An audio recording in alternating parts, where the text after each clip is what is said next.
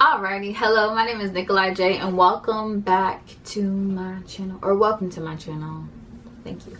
Welcome to my channel. So I just recently watched Salt. I've been on a binge movie watching frenzy right now because we're in quarantine, and it was something. Alright, so Salt, which came out in 2010 and is it an action movie? It's an action movie, but is it categorized? It is categorized as action mystery, and it is an hour and 40-minute. Stars Angelina Jolie, Liev Schreiber, I believe is how you say his name. Ooh, don't want to butcher it. Chiwetel. Oh, I'm gonna butcher. Oh my gosh, I don't want to butcher his name. Chiwetel. Is it Chiwetel? I'm trying to say his name correctly. I don't want to butcher it. Okay, so I can't find anything that's really saying his name, but Chiwetel Ejiofor.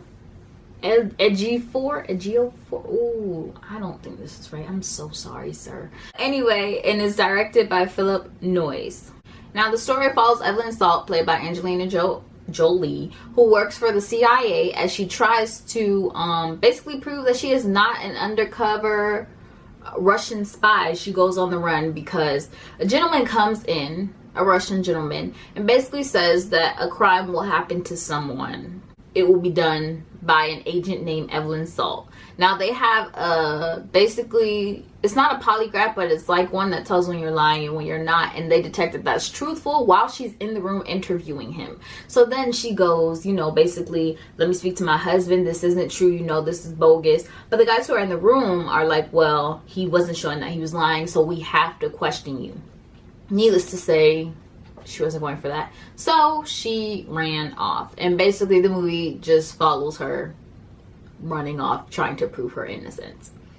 Now, I will say, unlike the movie that I reviewed before, Den of Thieves, this movie picked up relatively quickly. I'd say within the first 20 minutes it got to the action and the ball was rolling and we were seeing her doing stunts on the run, interesting stuff. Now, I will say, I don't know if this is due to her Russian training or what, but while she has the moves and the clear stealth of a Russian spy, when she's trying to convince them that she is not who they think she is extremely convincing. So at first in the movie, I was a tad bit confused because I'm like, well, is she not a spy? Now keep in mind, this was before she started doing stunts that she clearly has to be a spy to be able to do.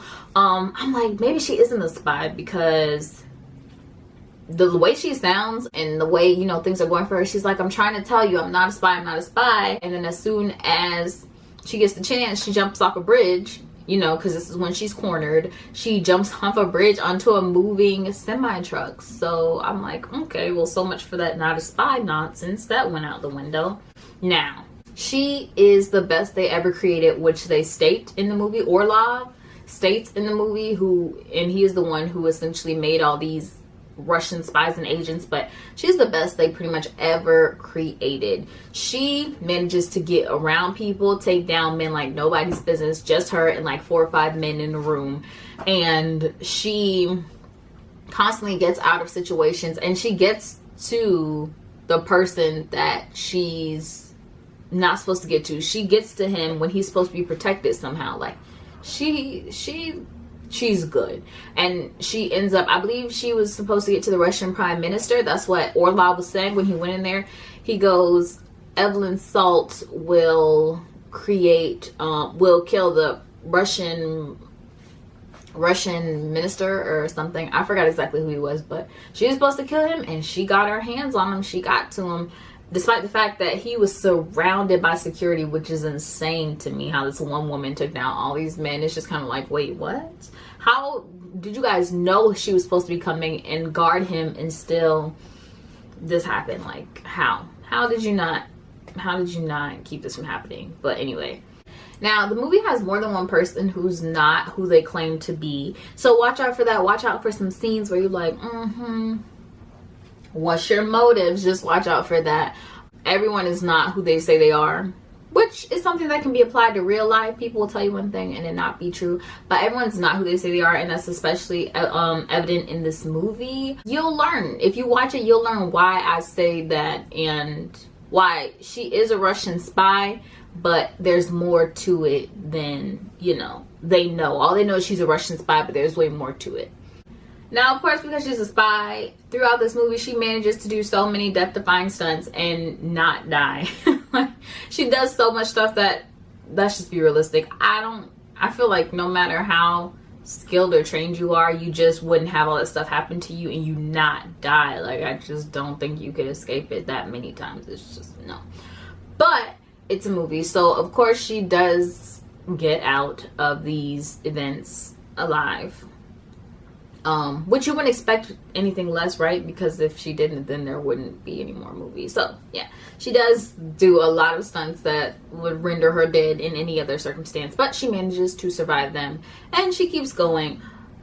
And though, you know, it's not realistic, it's still interesting to watch. It still captures your attention and you're like, dang girl, like, I know you can do that in real life, but it was nice to see.